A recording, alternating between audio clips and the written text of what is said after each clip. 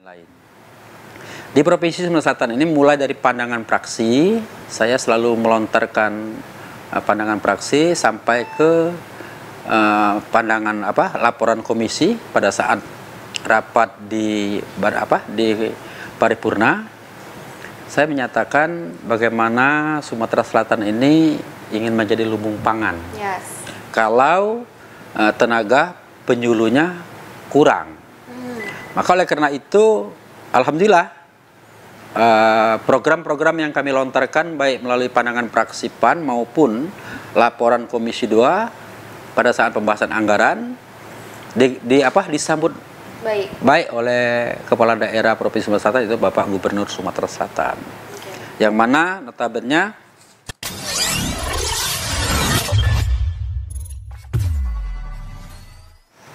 Assalamualaikum warahmatullahi wabarakatuh.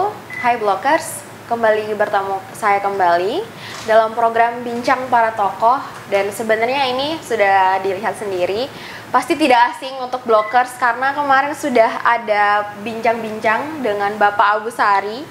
Nah, kemarin itu beliau ini yang menyatakan bahwa petani itu adalah pahlawan tanpa tanda jasa. Nah, dari situlah kita tertarik. Bagaimana sih sebenarnya seluk-beluk pertanian khususnya di Sumatera Selatan. Nah, beliau ini juga seorang ketua dari Kontak Tani Nelayan Andalan di Kabupaten Musi Banyuasin dan sekretaris KTNA di Provinsi Sumatera Selatan dan seorang inisiator dari satu penyuluh satu desa dalam hal pertanian ya Pak ya? Iya, secara umum. Oke. Tapi ini Pak, kita mulai aja ngobrolnya kali Pak ya. Hal yang paling ingin saya tanyakan adalah sejak kapan menginisiatori satu penyuluh satu desa ini dan apa latar belakangnya? Baik, Assalamualaikum warahmatullahi wabarakatuh. Yang mana saya dulunya tahun 87 sampai 90 pernah mengecam pendidikan di Sekolah Pertanian Pembangunan atau kalau dulu bahasanya itu SPMA. Nah, dulunya orang tua saya memasukkan saya ke sekolah pertanian itu bercita-cita, berkeinginan sekali saya itu untuk setelah sekolah itu mendapatkan pekerjaan sebagai seorang penyuluh. Boleh dikatakan kalau bahasa keren itu PPL, penyuluh pertanian lapangan. Tetapi mungkin nasib yang tidak membawa saya ke sana, saya putar setir bekerjalah di perusahaan perkebunan sebagai seorang mandor. Yang sudah bekerja di 5 perusahaan perkebunan sejak tahun 1990 sampai 2002. Jadi pernah bekerja di perusahaan perkebunan PT Pinago Utama di Kecamatan Obatoman yang membidangi perkebunan karet. Sampai 92 saya pindah bekerja di perusahaan perkebunan kelapa sawit di PT Binasain Salim Group di Musirawas. Terus 93 sampai 95 saya bekerja di perusahaan perkebunan kayu akasia PT Barito Pacific Group. Selanjutnya 95 sampai 99 saya bekerja di perusahaan perkebunan kelapa sawit lagi di PT London Sumatera Indonesia di Kecamatan Rawas Ilir, Musi Muratara. Terus 99 sampai 2002 saya pernah bekerja juga di PT Gatri Pekonina Indonesia di Kecamatan Batoman, yaitu membukai perkebunan kelapa sawit. Meletusnya reformasi tahun 99, saya bergabung di partai politik. Alhamdulillah di tahun 2024 dan di tahun 2004 sampai 2009 saya menjabat sebagai ketua fraksi DPRD, fraksi PAN DPRD Kabupaten Musi Banyuasin, yaitu di Komisi 2. Nah, pada saat itulah saya punya pemikiran kalau dulunya saya bercita-cita ingin menjadi penyuluh, walaupun nasib yang belum kesampaian saya tidak menjadi penyuluh, tetapi setidaknya di 5 perusahaan perkebunan saya sebagai seorang mandor pada prinsipnya mirip-mirip dengan penyuluh. Yang jelas mandor itu mengajari, mengawasi semua pekerjaan buruh yang bergerak di bidang perkebunan tersebut. Pada saat saya anggota Komisi 2 DPRD Kabupaten Musi Banyuasin, yang tidak kalah pentingnya pada saat itu Wakil Bupati Musi Banyuasinnya ada almarhum Fahri Azhari, yang notabene sejak Alek Nurdin menjadi Gubernur Sumatera Selatan, beliau menjadi PLT Bupati Musi Banyuasin. Saya punya gagasan pada saat itu yang mana bagaimana pertanian ini akan maju ya, tanpa disertai dengan kecukupan kesediaannya penyuluh di tingkat desa. Oleh karena itu, saya selaku anggota Komisi 2 merangkap sebagai Ketua Praksi PAN di DPRD Kabupaten Musi Banyuasin, melakukan koordinasi langsung dengan Badan Penyuluh Pertanian di tingkat kabupaten, yang notabene menghadap ke Bupati Musi Banyuasin, Pak Hari Azari, membentuklah namanya satu penyuluh satu desa. Wow. Alhamdulillah, pada saat itu dari 229 desa dan kelurahan di Musi Banyuasin, rupanya kekurangan tenaga penyuluh itu mencapai 175 orang. Wow. Serentak tahun itu saya buatkan program ke Badan Penyuluhan pengrekrutan satu penyuluh satu desa. Alhamdulillah dapat diterima dengan gaji sesuai dengan UMK ya. Okay. Nah, terus berlanjut saya 2004-2009 saya jadi anggota, 2009-2014 saya sebagai wakil ketua DPR, 2014-2019 saya sebagai ketua DPRD Musi Banyuasin, yang mana selanjutnya periode keempat saya mencalonkan diri menjadi anggota DPRD Provinsi Sumatera Selatan. Okay. Saya direkomendasikan oleh partai saya sebagai wakil ketua Praksi PAN, juga mendapatkan salah satu jabatan di wakil ketua Komisi 2 yang membidangi pertanian secara umum. Okay. Baik pertanian, perkebunan, perikanan, peternakan, dan kehutanan dan lain-lain. Di Provinsi Sumatera Selatan ini mulai dari pandangan praksi, saya selalu melontarkan pandangan praksi sampai ke pandangan laporan komisi pada saat rapat di paripurna. Saya menyatakan bagaimana Sumatera Selatan ini ingin menjadi lumbung pangan. Yes. Kalau tenaga penyuluhnya kurang. Maka oleh karena itu, alhamdulillah, program-program yang kami lontarkan baik melalui pandangan praksi PAN maupun laporan Komisi 2 pada saat pembahasan anggaran disambut baik oleh Kepala Daerah Provinsi Sumatera Selatan, itu Bapak Gubernur Sumatera Selatan. Okay. Yang mana notabene jumlah desa atau kelurahan di Provinsi Sumatera Selatan ini ada berjumlah 3.229 desa dan kelurahan. Wow. Terus jumlah kecamatan ada 239 kecamatan. Okay. Nah, di tahun 2020 pemerintah Provinsi Sumatera Selatan telah merekrut sebanyak 1.000 penyuluh lapangan. Okay.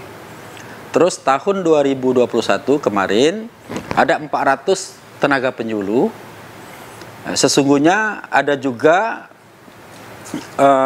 untuk petugas perkebunan 220 orang, petugas peternakan 220 orang, perikanan 77 dan 18 orang untuk kehutanan. Tetapi pada saat anggaran perubahan sudah kita sahkan, anggarannya sudah disetujui, tetapi pergubnya belum turun. Okay. Peraturan gubernurnya tentang pengrekrutan tenaga penyuluh ini belum turun dari Menkumham, sehingga untuk petugas perkebunan, petugas perikanan, petugas peternakan, petugas kehutanan itu ditunda.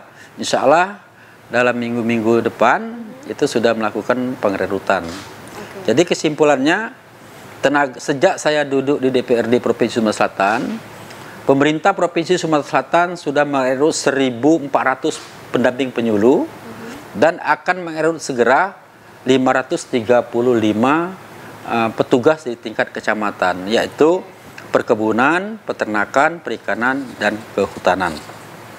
Nah, PR ke depan, saya juga melalui Komisi 2 dan fraksi Partai Amanat Nasional akan menekankan kepada pihak eksekutif, tentunya kepada Gubernur Sumatera Selatan dan Dinas Pertanian terkait, yang mana ada beberapa agenda yang belum terlaksana, yaitu kita masih membutuhkan petugas benih minimal satu kecamatan satu orang, petugas hama penyakit satu kecamatan satu orang.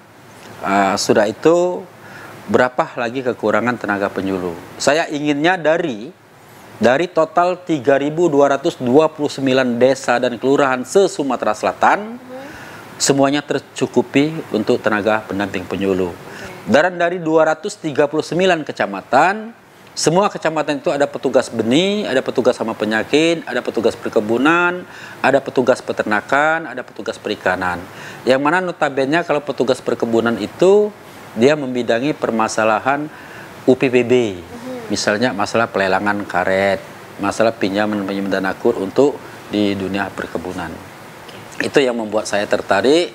Semoga saja apa yang kami cita-citakan bersama dengan pimpinan dan anggota Komisi 2 untuk pemenuhan tentang satu penyuluh satu desa dan satu petugas hama penyakit setiap kecamatan, satu petugas benih di setiap kecamatan, satu petugas perkebunan di kecamatan, setiap kecamatan, dan satu petugas perikanan di setiap kecamatan itu akan terrealisasi.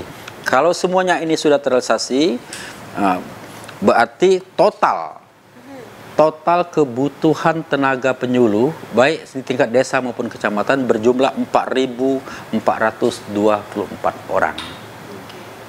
Yang mana selama 2 tahun ini kita sudah mencapai 1.935 orang. Tinggal melihat berapa kekurangan tenaga penyuluh untuk di tingkat desa, karena setiap tahunnya kan ada pengurangan. Pengurangan itu mungkin sudah pensiun, mungkin berhalangan tetap. Nah, jadi jangan sampai ada satu desa pun yang tidak mempunyai tenaga penyuluh. Karena tanpa penyuluh, apa artinya petani? Benar. Karena kalau petani dulu, sisinya petani tradisional. Sekarang petani modern. Nah, kalau sudah petani modern, nantinya petani berdasi. Itu harapan kita kepada masyarakat Sumatera Selatan. Oke, tadi kan sudah disebutkan bahwasanya ada 3.000 desa ya Pak ya? Iya. Nah, tapi yang baru terkumpul masih 1.000, berarti masih ada beberapa desa yang belum ada penyuluhnya?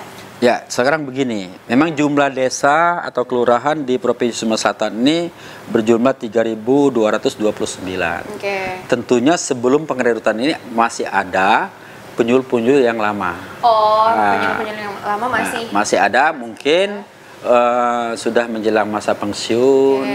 Nah, kalaupun ini sudah menjelang masa pensiun, seharusnya pemerintah Provinsi Sumatera Selatan melalui dinas yang terkait sudah mempersiapkan untuk mengisi kekosongan daripada desa-desa yang dibutuhkan tenaga penyuluh tersebut. Tapi yang saya tangkap tadi bahwasanya program ini sebetulnya sudah lama. Sudah lama, dari sejak saya duduk di DPRD Kabupaten Musi Banyuasin, periode 2004-2009. Nah, artinya kan sudah di Musi Banyuasin itu pun sendiri sudah dilakukan kan? Sudah.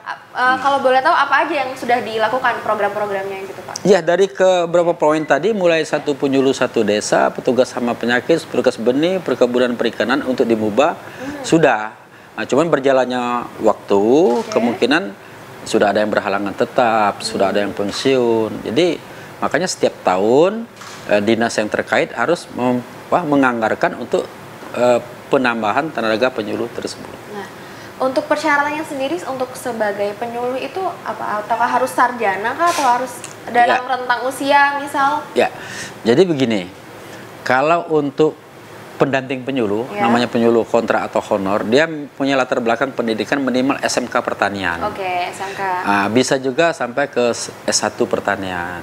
Terus kalau dia petugas perkebunan, boleh dari pertanian, boleh ekonomi.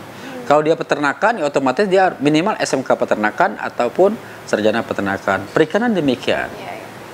Harusnya latar belakang demikian. Jadi keberhasilan di Mubah sendiri selama Bapak sebelum ke provinsi ini kan artinya program di kabupaten dibawalah ke provinsi. Ya, nah, setelah saya menjabat itu keberhasilannya berapa Pak? Kalau boleh di persentase? Ya, alhamdulillah semenjak terpenuhinya program satu penyuluh satu desa, ya terbukti kemarin waktu replanting sawit, Mubah itu menjadi percontohan se-Indonesia. Itu salah satunya karena apa? Karena imbas daripada kesediaan tenaga penyuluh.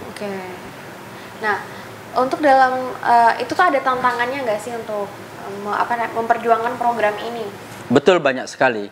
Kemungkinan pada saat saya duduk di DPRD Kabupaten Musi Banyuasin, yang punya latar belakang pendidikan pertanian itu hanya satu-satunya saya. Wow. Nah, jadi berhadapan dengan 44 dewan yang punya latar belakang berbeda. Ada yang dari pemborong, ada yang dari pesantren, ya kan, ada yang dari perekonomian. Mereka mungkin kurang paham, makanya banyak kendala-kendala yang kita hadapi, mulai daripada memasukkan program di PPAS KUA sampai ke anggaran.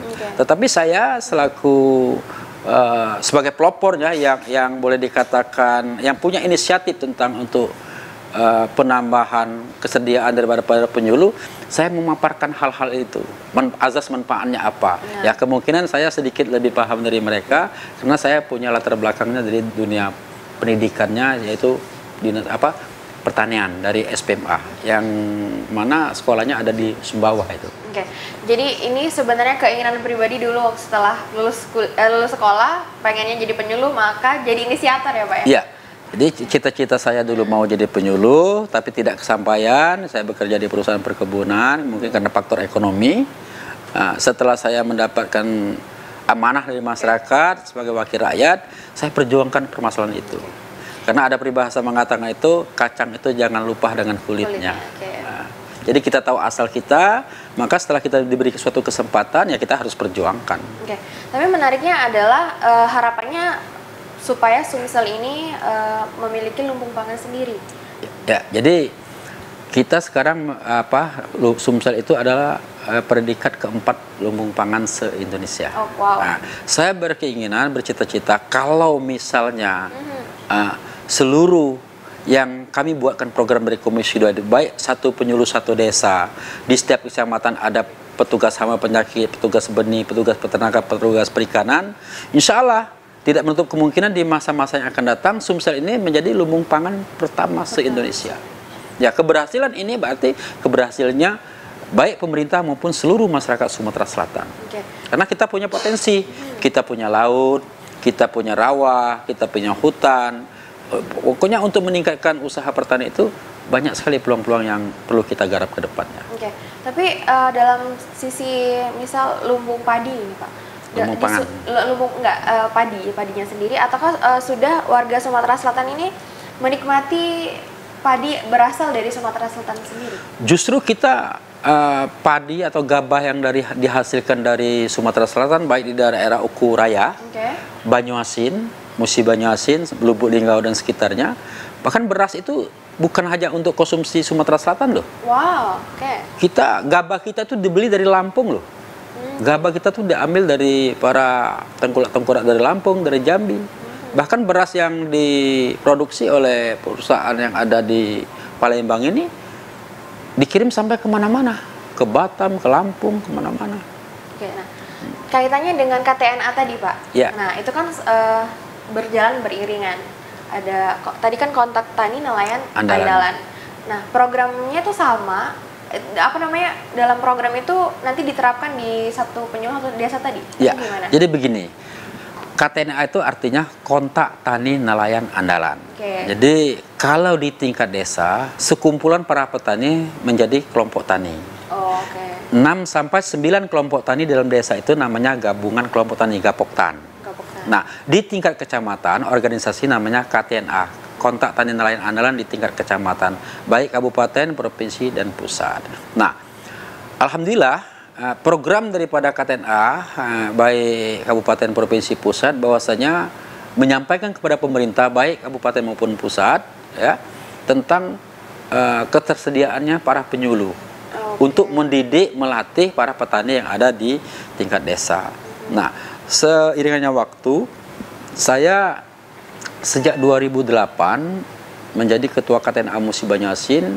Alhamdulillah sampai sekarang periode yang ketiga kali berturut-turut menjadi ketua KTNA Kabupaten Musi Banyuasin. Alhamdulillah juga kemarin baru beberapa bulan yang lalu saya dilantik juga sebagai sekretaris KTNA Provinsi Sumatera Selatan. Jadi program KTNA bersama dengan program dari komisi nyambung. Jadi kalaupun usulan dari KTNA itu saya juga yang mengusulkan, kalaupun dari komisi saya juga sebagai pelopornya yang mengusulkan tentang satu penyuluh satu desa tersebut. Nah, harapannya ke depannya bagaimana untuk dari segi pertanian dulu nih Pak di Sumatera Selatan? Ya, harapan saya kepada pemerintah, ya, pemerintah baik provinsi, kabupaten maupun pusat, yang mana dalam hal penganggaran. Oke. Dalam hal penganggaran untuk pertanian secara umum, yaitu perekonomian, baik pertanian, perkebunan, perikanan, peternakan, nampaknya jauh sekali ya bila dibandingkan dengan program-program OPD yang lain. Seperti sekolah gratis kan mencapai 20% ke atas. Terus apa namanya, kesehatan demikian. Tetapi secara apa? Untuk perekonomian, ya, untuk perekonomian itu contohnya di Sumatera Selatan ini kami membidangi di Komisi 2 ini membidangi 10 OPD, ya, terutama pertanian, perkebunan, perikanan, ketahanan pangan, ya, kehutanan. Itu dananya cuma 7% loh. Wow, jauh sekali. Sementara satu dinas saja kesehatan lebih dari 20%. Satu dinas saja pendidikan lebih dari 20%. Nah, bagaimana petani kita Sumatera Selatan ingin maju, ingin bangkit apabila dalam hal penganggaran oleh OPD itu ketimpangan yang sangat jauh berbeda. Jadi harapan kami kepada pemerintah, ya, khususnya pemerintah Provinsi Selatan, Kabupaten Kota se-Sumatera Selatan, tolonglah dalam hal penyusunan anggaran untuk pertanian secara umum itu kiranya dapat ditingkatkan signifikan. Karena apa? Tanpa anggaran yang besar ya bagaimana pertanian mau maju? Contohnya, kalau di pertanian dia membutuhkan jalan produksi pertanian, membutuhkan peralatan alsintan seperti John Deere, traktor, kombain dan lain sebagainya. Kalau di perkebunan dia membutuhkan jalan produksi perkebunan dan sarana prasarana yang lain.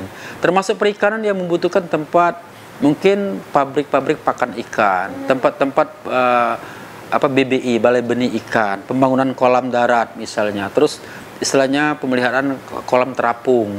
Nah, tanpa ada anggaran yang sangat signifikan dari OPD yang terkait, ya bagaimana dapat untuk dirasakan oleh para petani. Oke. Nanti itu tadi kan penganggarannya 7%. Artinya misalnya gini, ada petani yang ingin membuka lahan sawah misal. Nah, itu tuh ada nggak sih Pak subsidi untuk misal beli bibitnya, beli pupuknya gitu? Ya, kalau 2019 sebelum adanya Corona, itu ada program OPLAH, optimalisasi lahan dari pusat. Tapi setelah 2020-2021, program itu nampaknya tertunda sehubungan dengan bencana Corona. Nah, kalau program OPLAH kan dia dibangun drainase, dibantu bibit, pupuk, alsintan dan lain sebagainya. Kami berharap program ini jangan hanya adanya dari pusat saja. Jadi biar kesinambungan provinsi pun menganggarkan demikian. Misalnya percetakan sawah ulang. Kenapa? Kalau di Muba saja ada lebih kurang 50.000 hektar sawah-sawah tua yang tidak produktif lagi. Nah, tanpa uluran tangan pemerintah untuk dilakukan normalisasi sungai, percetakan sawah ulang, lahan ini tidak akan pernah terbuka kembali. Nah, sementara ada aturan yang menyatakan tidak boleh melakukan alih fungsi lahan. Jadi lahan sawah tidak boleh dibuka untuk membuka lahan perkebunan. Jadi satu kuncinya, ayo pemerintah baik provinsi, pusat maupun kabupaten kota bahu-membahu untuk melakukan peningkatan anggaran perekonomian, khususnya pertanian, perkebunan, perikanan, peternakan.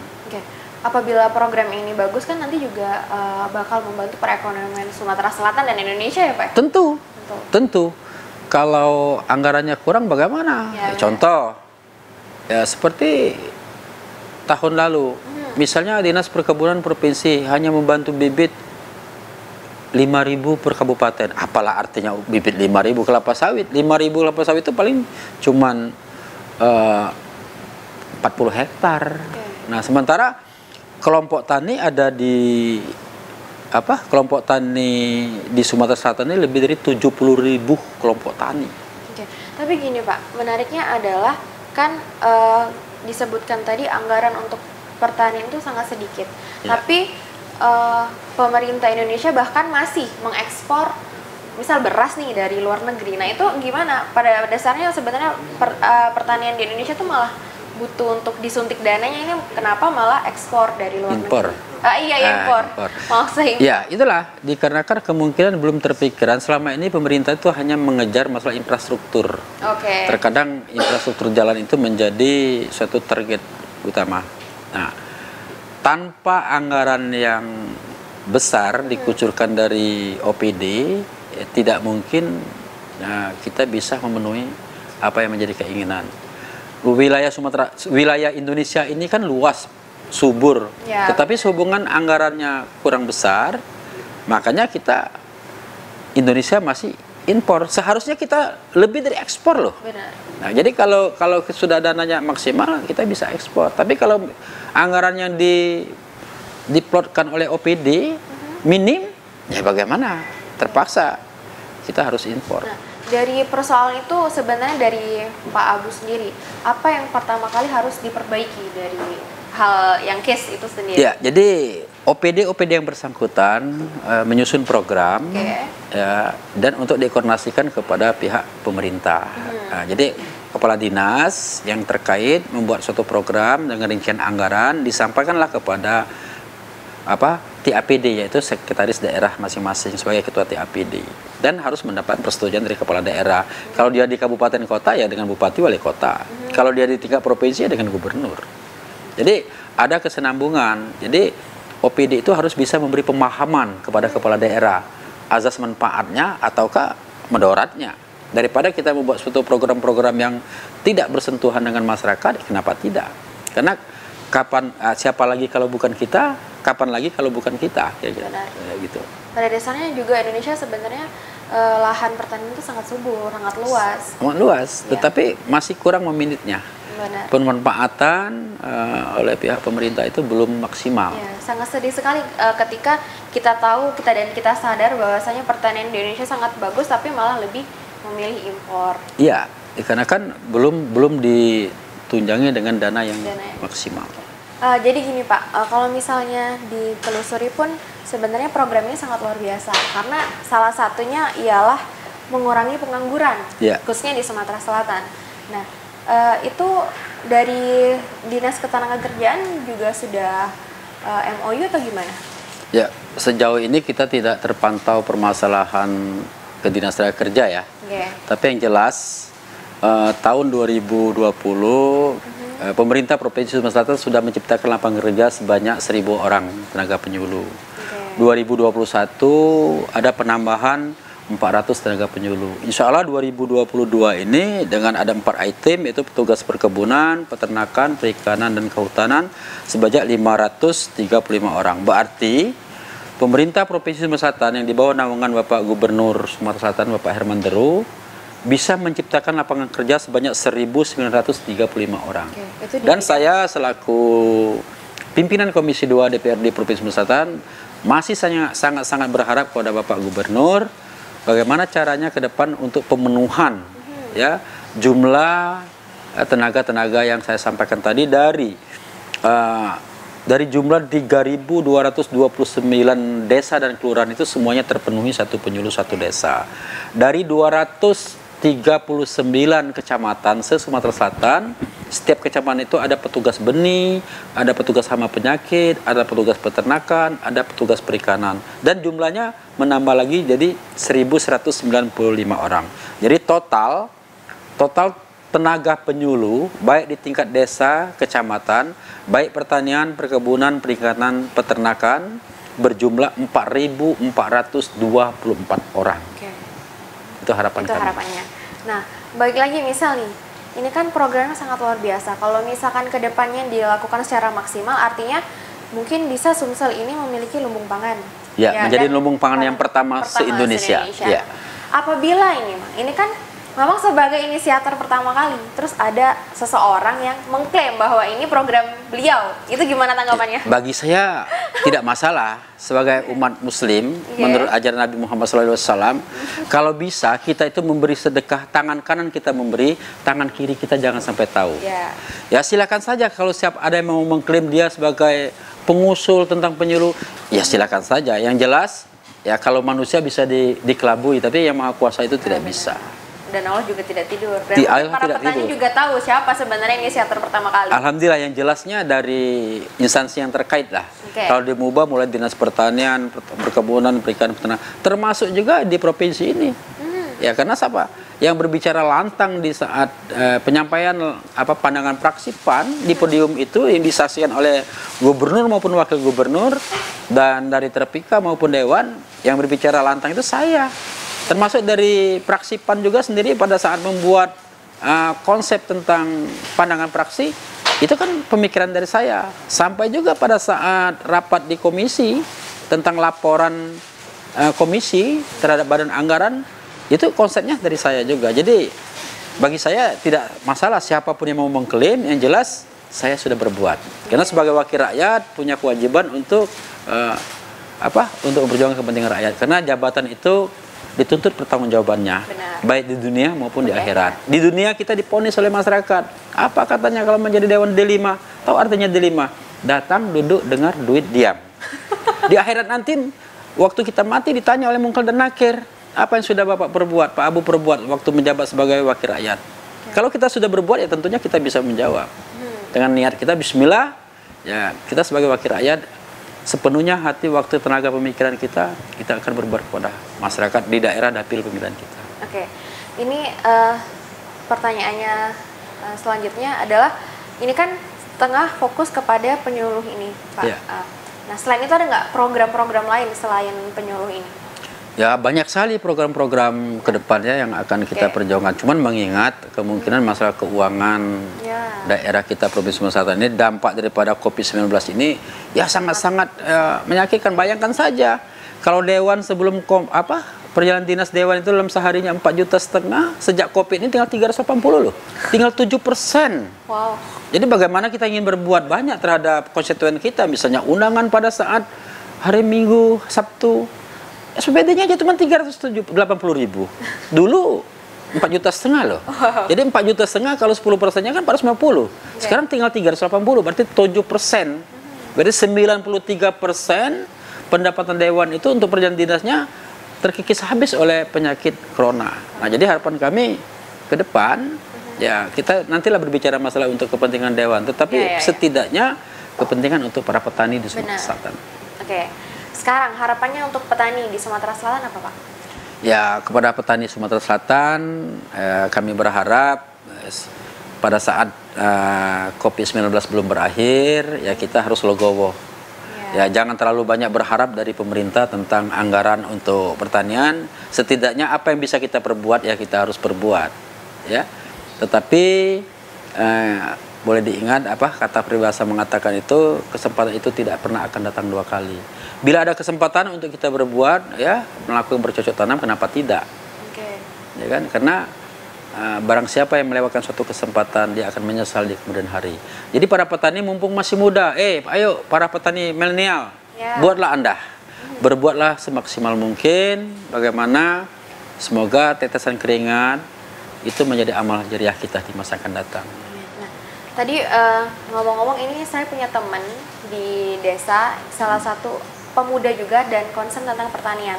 Nah, katanya tadi menitip pertanyaan kepada Bapak, apa sih, tolong kasih mereka motivasi, karena sekarang image pemuda menjadi petani itu sangat sangat dianggap sebelah mata. Nah, dulu kan Pak Abu kan waktu masih mudanya sangat concern terhadap pertanian sampai sekarang. Nah, tolong dikasih motivasinya, Pak.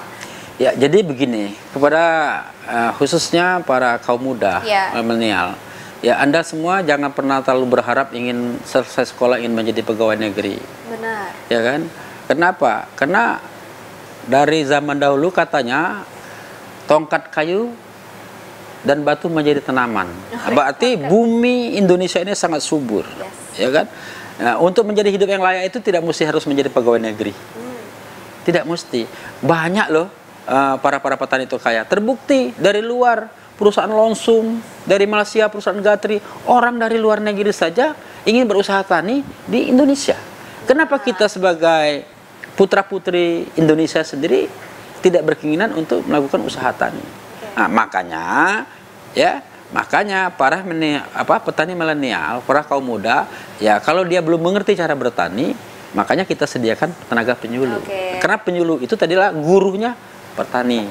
Nah, jadi kalau kita tidak bisa, kenapa kita tidak bertanya? Peribahasa mengatakan malu bertanya sesat di jalan, malu makan perutnya lapar. Kira-kira begitu. Jadi kalau petani milenial, jangan malu-malu. Ya, kalau dulu mengatakan kalau petani itu dipandang sebelah mata, bohong. Sekarang tanpa petani kita tidak bisa seperti ini. Bohong kalau bisa sekolah gratis, katanya anak kita mau pintar kalau tidak makan. Benar. Bohong kita katanya berobat gratis, butuhnya sehat. Kalau tidak makan tidak pernah akan sehat, kira-kira begitu. Benar. Jadi fokusnya adalah pertanian, Pertanian. harus ditingkatkan. Kenapa? Seperti di kabupaten kota, penghasil APBD-nya dari migas ya, minyak, bumi, batu bara dan gas. Oke. Nah, ini semakin lama semakin berkurang. Nah, kalau pemerintah terlena hanya mendapatkan bagi hasil migas, migas ini berkurang, habis, ya bagaimana? Nah, oleh karena itu, Benar-benar. pertanian itu yang harus kita gali dari sekarang sebenarnya harus kita tingkatkan lagi. Oke, dan mungkin ini terakhir nih closing statement dari Pak Agus Hari. Ya, Silakan. Gimana? Pertanyaan penutup, pesan-pesannya, harapannya. ya, ya saya berpesan kepada para petani untuk sementara ini jangan berharap banyak dari anggaran yang ditetapkan oleh pemerintah. Terus harapan kami ke depan kepada pengambil kebijakan, baik eksekutif maupun legislatif, dewan, OPD yang terkait dan kepala daerah, ya tolonglah bagaimana kita ingin memajukan dunia pertanian itu disertai dengan penganggaran yang maksimal. Nah, jadi tinggal OPD yang terkait, tolong dong ya tampungilah aspirasi masyarakat khususnya dari dunia pertanian secara umum melalui kelompok tani, dan OPD-nya harus bisa menyampaikan kepada TAPD, kepada sekretaris daerah baik di kabupaten maupun provinsi, dan untuk mendapatkan persetujuan dari kepala daerah tentang penganggaran ya OPD yang membidangi pertanian secara umum, baik perkebunan, pertanian, perikanan, peternakan, yang lain-lain. Oke. Tadi kan itu masalah pertanian nih Pak. Dalam hal nelayan, dalam hal perikanan di Sumatera Selatan sebenarnya ratingnya itu tinggi atau enggak sih? Ya, sekarang begini, kalau nelayan di Sumatera Selatan ini ada dua kategori. Boleh dikatakan nelayan tangkap, nelayan pemeliharaan. Jadi nelayan tangkap itu, para nelayan itu menangkap ikan baik ke laut, ke rawa-rawa dan sungai. Nah, nelayan memelihara itu dia membuat kolam, tambak, darat, bisa juga dia kolam terapung. Itu kalau nelayan. Kalau peternakan ya namanya peternakan kan, mulai dari ayam, bebek, kambing, sapi. Kenapa? Nah, kita seperti di Sumatera Selatan ini kebutuhan daging itu ngambilnya dari Lampung loh. Seminggu itu bisa mencapai ribuan ekor ngambilnya dari Lampung. Sementara potensi yang ada di Sumatera Selatan ini sangat besar kalau kita pengembangan masalah peternakan. Besar sekali, kita punya jagung, punya padi, segala hal. Sementara kita ngambil untuk kebutuhan Palembang itu aja mengambil sapinya dari Lampung. Satu minggunya bisa lebih dari 2.000 ekor. Wow. Nah, ini sebelum ditutup nih Pak, sebenarnya kekayaan yang dimiliki Sumatera Selatan dalam hal pertanian itu apa aja dari mungkin dari? Ya, kekayaan kita di Sumatera Selatan ini terutama masalah perkebunan. Ya, perkebunan itu ada kelapa sawit yang jutaan hektar yang dibuka oleh investor-investor dari luar. Sementara putra-putri daerah kita sendiri selama ini menutupkan mata. Sekarang bagaimana lahan itu sudah menjadi HGU-nya milik perusahaan-perusahaan yang berasalnya dari luar. Ada yang dari Malaysia, dari Inggris, dan segala hal. Nah, kedepannya kalaupun ada lahan, jangan dijual lah oleh petani. Jadi potensinya sangat besar di Sumatera Selatan ini. Pertama masalah perkebunan. Selama-lamanya karet itu masih dibutuhkan oleh investor untuk membuat ban. Jadi itu karet. Sawit selamanya masih membutuhkan sawit. Kenapa? Untuk minyak, untuk lipstick dan segala hal. Terus kopi yang dikeluarkan dari daerah Muara Enem, Lahat, Pagar Alam itu kan dibutuhkan. Jadi untuk perkebunan itu ada kelapa sawit, ada karet, ada kopi dan lain sebagainya. Sementara pertaniannya ada padi, ada jagung, ada kedelai. Peternakannya ada unggas, ada kambing, ada sapi, ada kerbau. Banyak sekali sebenarnya potensi. Perikanan demikian, ada perikanan laut, ada perikanan darat. Ya kan? Berarti Sumatera Selatan ini sangat kaya sekali. Sangat kaya, tinggal bagaimana cara OPD bersama dengan legislatif dan eksekutif, yaitu kepala daerah, untuk mengambil satu kebijakan yang betul-betul berpihak pada para petani. Itu sebenarnya. Oke. Baik, mungkin sampai sini dulu obrolan kita Pak. Karena terima kasih setelah hadir di Blok 29C Production lagi. Ini yang kedua kali. Amin. Dan kita membahas tentang seluk-beluk kekayaan Sumatera Selatan yang pada dasarnya sangat kaya, tapi punya potensi yang luas. Banyak potensi yang sangat bisa digali sebenarnya. Apalagi dan pesan-pesannya tadi sudah disampaikan, apalagi untuk petani muda. Tetap semangat karena orang asing pun bertaninya di Indonesia. Kenapa kita tidak? Dari Malaysia, dari Singapura, dari Inggris. Lonsum itu perusahaan Inggris loh. Gatri itu perusahaan dari Malaysia loh. Nah, sementara kita sebagai putra-putri daerah Indonesia sendiri, kita menjadi pekerja pada lahannya sendiri. Sangat disayangkan. Sangat disayangkan. Kenapa orang bisa, kita tidak? Seharusnya kita sebagai putra daerah, kita punya lahan. Kenapa kita tidak kelola sendiri? Ini lahan kita dibuka, dikelola oleh orang-orang dari luar. Apakah kurang dunia pendidikan di Indonesia ini? Ada Unsri, ada Institut Bandung yang bergerak di dunia pendidikannya, baik perikanan, perkebunan, peternakan maupun pertanian. Tinggal maukah generasi muda berbuat seperti mereka? Kalau mereka bisa, kenapa kita tidak? Benar.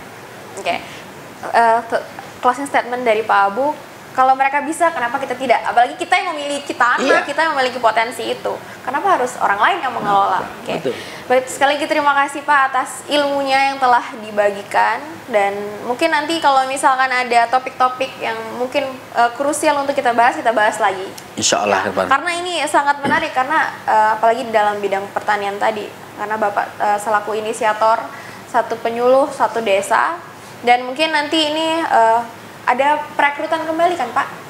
Untuk tahun 2022 ini ada 4 item, yaitu petugas perkebunan di tingkat kecamatan, terus petugas peternakan di tingkat kecamatan, perikanan di tingkat kecamatan, dan ada beberapa untuk kehutanan di setiap wilayahnya. Nah, bagi teman-teman yang memang mungkin mumpuni atau memiliki bidang di situ, segera daftar.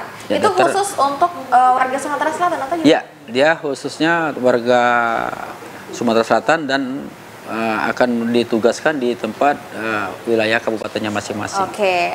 Jadi per kabupaten ada sendiri-sendiri. Ada putra-putri daerahnya lah.